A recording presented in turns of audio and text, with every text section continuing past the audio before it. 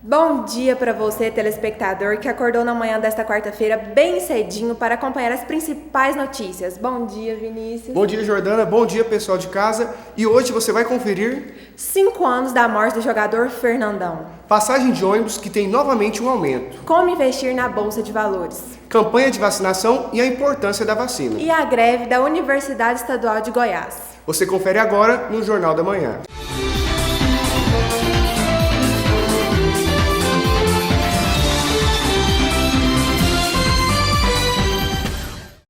Professores e alunos da Universidade Estadual de Goiás, do campus Zezé Fego, entraram em greve para reivindicar seus direitos. Veja agora a reportagem. No dia 16 de março, professores, alunos e profissionais técnicos do campus Zezé Fego da Universidade Estadual de Goiás se reuniram em Assembleia Geral para a votação de uma greve. Os 264 votos a favor da paralisação deram início à greve que reivindica o pagamento dos salários atrasados do ano passado e a regulamentação de bolsas estudantis. Para Vilmão de Moura, professor de Educação Física e diretor eleito pelos alunos, o descaso do governo é grave. Então, Vilmão, bom dia. Quais foram os principais motivos que levaram o início à greve? Bom dia. Primeiramente, o fato de nós não termos orçamento para continuar a partir do segundo semestre. É o ponto crucial, né? A ameaça, inclusive, feita, né, um pronunciamento do reitor dizendo que o orçamento dotado pelo Estado nos daria funcionamento até o mês de julho, agosto, no máximo. Então, consequentemente, nós não sabemos qual será o destino nosso em relação ao nosso funcionamento a partir de agosto. Para além disso, uma série de elementos, né, que dificultam o nosso trabalho, como, por exemplo, o não pagamento das bolsas para os alunos bolsistas desde o ano passado, 5 meses de atraso. O não pagamento do seguro, né, dos estagiários. Então, todos os estágios são paralisados em função desse cenário, inclusive com algumas situações em que eles tentavam forçar o aluno a querer pagar o seu próprio estágio, o seu seguro para poder fazer o estágio, o que é um absurdo, né? Então, uma série de outros elementos, né, que vão sendo somados, né, esse processo, né, para o funcionamento ideal da universidade. Isso é uma pauta geral. Para o nosso campus especificamente ainda a situação desse prédio que não é nosso, e que o governo já passou para a Secretaria de Esporte e Lazer e requisitando o espaço, e nós estamos sem o nosso espaço original, que é na Vila Nova, está lá, né, fechado e abandonado. E viemos para cá numa negócio de governo passado, que perdeu a eleição, e esse novo governo então não tem compromisso algum com esse compromisso feito pelo outro governo. Resultado, nós estamos então aí hoje numa incerteza também de quando ficaremos nessas mudanças que o governo atual está propondo. O diretor do campus, Marcos Jari, afirma não ter recebido notificação escrita ou oficial e que é contrário ao movimento. Ele ainda diz ter a impressão de que poucos professores aderiram ao movimento e que a maior parte da paralisação está sendo feita por alunos. A estudante de fisioterapia Lohane Martins, que está no 6º período, é presidente do centro acadêmico e relatou os contratempos vivenciados pelos estudantes. Lohane, quais são os problemas enfrentados pelos alunos que iniciaram a greve? Então, o maior problema da faculdade está sendo a questão da estrutura. Nem é tanto por causa dos salários dos professores.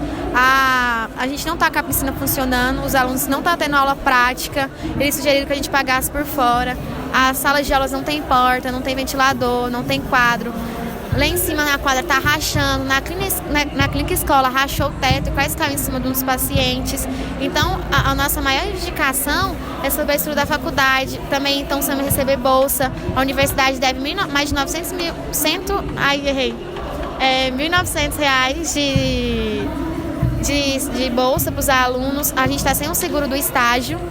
A gente está sem fazer estágio. A gente perdeu o estágio no CRE, no APAI, no CORAI, porque a UEG não pagou o nosso estágio. Esse é Guilherme Arantes, estudante de Educação Física, e ele está no 7º período. Bom dia, Guilherme. Então, para você, para os outros alunos que, assim como você, estão prestes a se formar, como é se manter dentro de uma greve?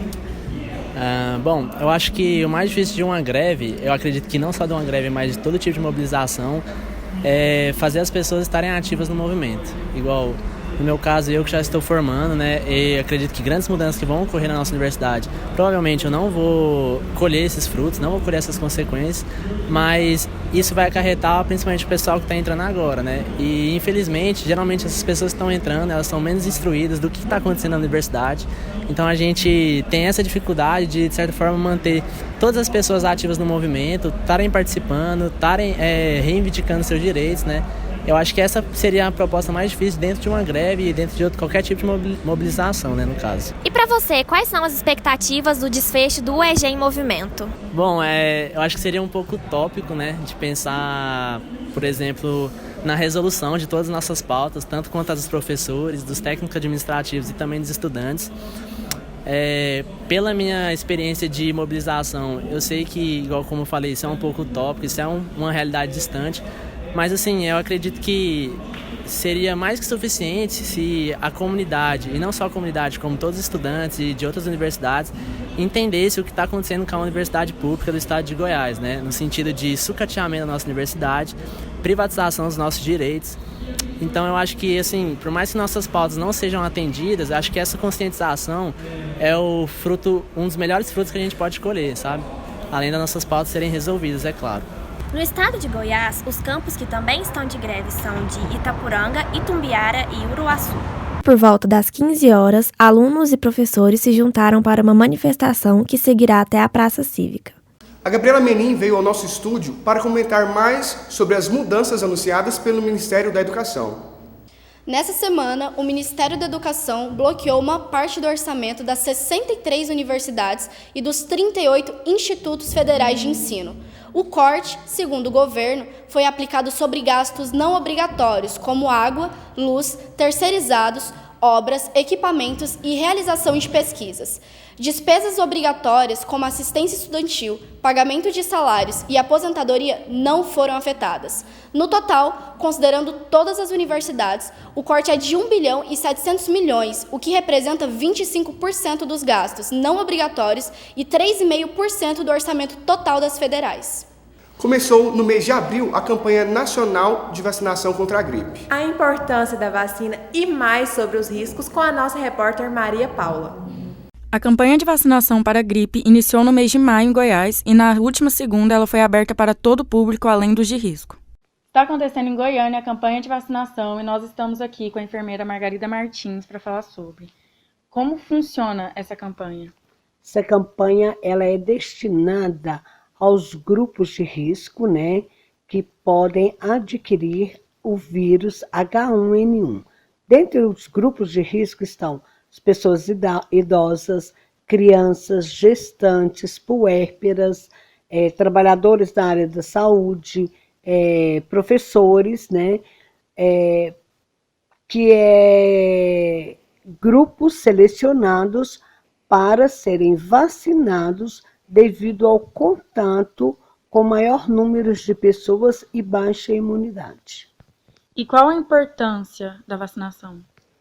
A vacina ela é importante porque é introduzido o vírus vivo no organismo do indivíduo, fazendo com que o indivíduo adquira resistência em relação à doença relacionada à influenza, ou seja, à gripe.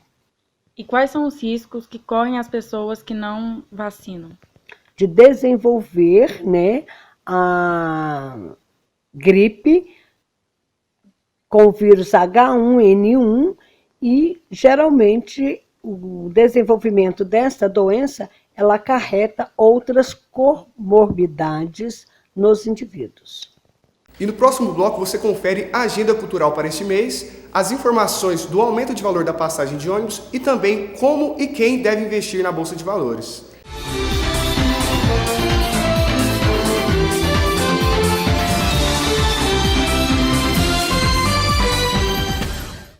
A Câmara Deliberativa do Transporte Coletivo aprovou o aumento do valor da passagem de ônibus na Grande Goiânia. O aumento foi de R$ 4 para R$ 4,30. Nossa repórter foi em busca de saber qual a opinião de quem usa o transporte público.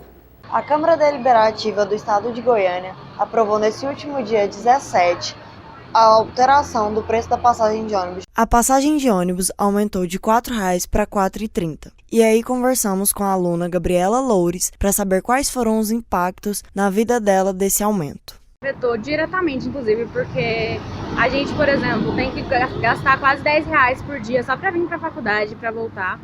E eles não pagam direitinho o passe livre, por exemplo. Então a gente tem que gastar do nosso bolso quando eles não pagam e acaba que fica muito caro no mês inteiro, por exemplo. e eu não vejo nenhuma melhoria acontecendo por eles terem aumentado.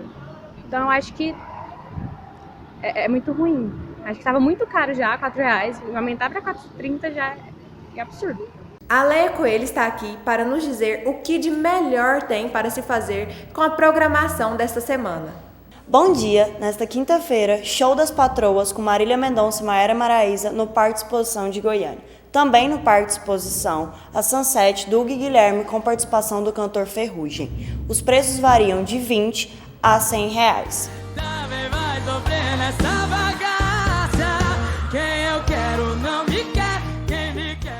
Às vezes o pecado tem o beijo gostoso. Você foi embora tem uma semana e aquele... No sábado, dia 25, o cantor João traz para Goiânia a sua turnê Lobos. Tendo show no Teatro Madre Esperança Garrido, os preços variam de R$50 a R$100. Ai meu Deus, eu vou morrer sozinho se eu continuar nesse caminho. Tchau, galera, e eu fico por aqui. Até amanhã. Segundo os especialistas, esse ano será de ganhos para quem investir na Bolsa de Valores. O contador e empresário Paulo César Borges fala sobre quem e como investir. Já se passaram 5 meses pós-posse do novo governo, o senhor acha que, falando em Bolsa de Valores, já teve uma melhoria ou uma queda? O que o senhor pode falar para a gente sobre o assunto? Bom, em relação à posse, o tempo decorrido do novo governo, já se passou um prazo, mas ainda não foi suficiente para a maturidade desse governo. Nós temos um ministro da Economia muito atento ao processo, mas temos muita politicagem envolvida no processo. Isso tem atrapalhado, e até porque o segmento mundial está muito vulnerável. Como se trata de Bolsa de Valores, uma aplicação volátil, pode ser uma boa situação, sim, fazer aplicações, mas é para quem tem estômago forte. O que é ter estômago forte? Você vai ter variações de ganhos e perdas muito acentuadas e que nenhum nem outro está ruim. Nem sempre perder na aplicação no momento é ruim ou nem ganhar muito é interessante. Então você tem que saber onde você está, o mercado que você está aplicando. O senhor acha que pode ser feito alguma coisa pelo novo governo para conquistar novos investidores, assim, para rever uma coisa de conceito mesmo? Porque nessa mudança de governo houve toda uma reviravolta na Bolsa de Valores e na conversa ao todo, mundialmente. O senhor acha que pode ser feito alguma coisa para haver conquista de novos investidores? O mercado brasileiro e o mundial, eles necessitam obrigatoriamente para investimentos. E o Brasil só vai retomar a sua vida com investimento. E para ter novos investimentos, o que nós precisamos? A reforma da Previdência é um dos pilares.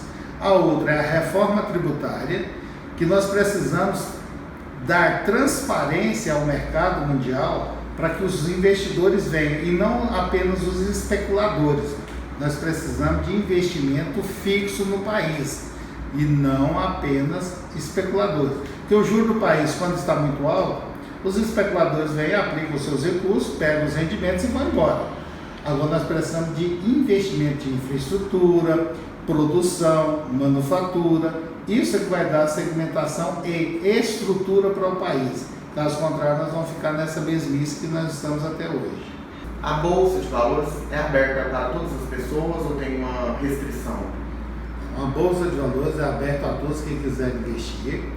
Tem o valor mínimo inicial, mas há uma situação que deve ser observada. Eu posso e devo investir na Bolsa?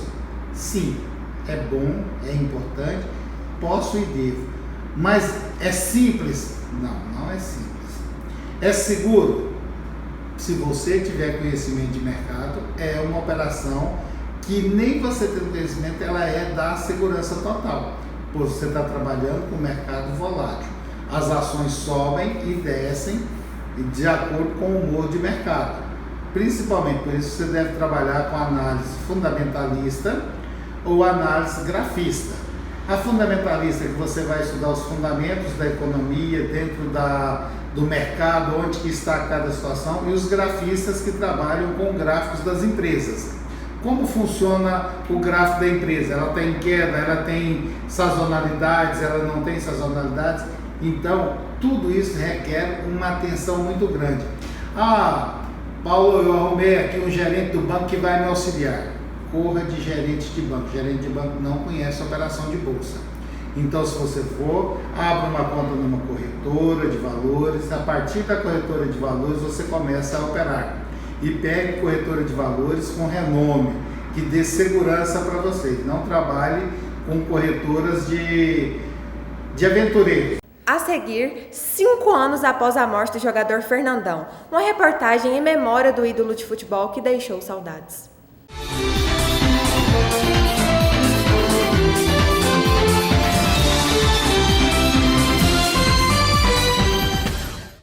Rumo à Copa. A seleção brasileira feminina embarca para a disputa do Mundial. Brasil inicia a partir de quinta-feira a preparação para a competição que será realizada na França. Marta e companhia ficarão até dia 5 de junho treinando no Algarve, em Portugal. A estreia na Copa da França será no dia 9, contra a Jamaica, em Grenoble.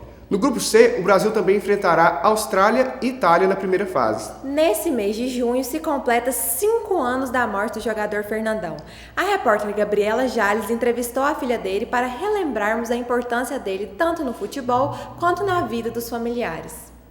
Filha do ex-jogador Fernandão, ídolo do Goiás e do Internacional, falecido em junho de 2014 numa queda de helicóptero em Aruanã, seguiu os passos do pai, acompanha futebol e até criou um canal no YouTube sobre o esporte. Por eu estar sempre envolvida com futebol, eu queria trabalhar com alguma coisa relacionada a futebol. Então, eu decidi fazer jornalismo para trabalhar com jornalismo esportivo e tentar aí ver se dá certo, né? Além da paixão pelo futebol, Tainá conta que também herdou outras características do pai. Meu pai sempre foi muito determinado, ele sempre teve muito objetivo. E quando eu ponho uma coisa na cabeça, até minha avó fala, ninguém tira, sabe? Eu vou até eu conseguir. Eu cresci meio que sendo obrigada a acompanhá-lo. Então eu acho que quando eu me deparei, eu já estava totalmente imersa no futebol. E foi paixão, assim, desde pequenininha, desde que eu lembro, meu pai me levava para os estádios. E eu sempre amei, sempre foi, minha parte favorita de quando eu ia passar férias com ele. Lucas Lopes tem 17 anos e estuda jornalismo. É um grande fã do ex-jogador Fernandão e diz alguns lances que mais gosta. Para mim, o lance mais importante é a bicicleta que ele dá aqui no Serra Dourada, jogando pelo Goiás. Em cima do Bahia, se não me engano. Foi um lance marcante, acho que foi o gol mais bonito que ele fez. E Fernandão entrou para a história do estádio Serra Dourada. Um lance inesquecível. Qual momento do Fernandão mais te marcou? Em 2009, quando ele voltou para o Goiás, ele chegou no Serra Dourada de helicóptero, desceu lá no meio do campo. Foi muito massa, muito legal. Ficamos por aqui, voltamos amanhã com muito mais notícias para vocês. Obrigada pela companhia. Muito obrigado pela companhia e até amanhã no Jornal da Manhã.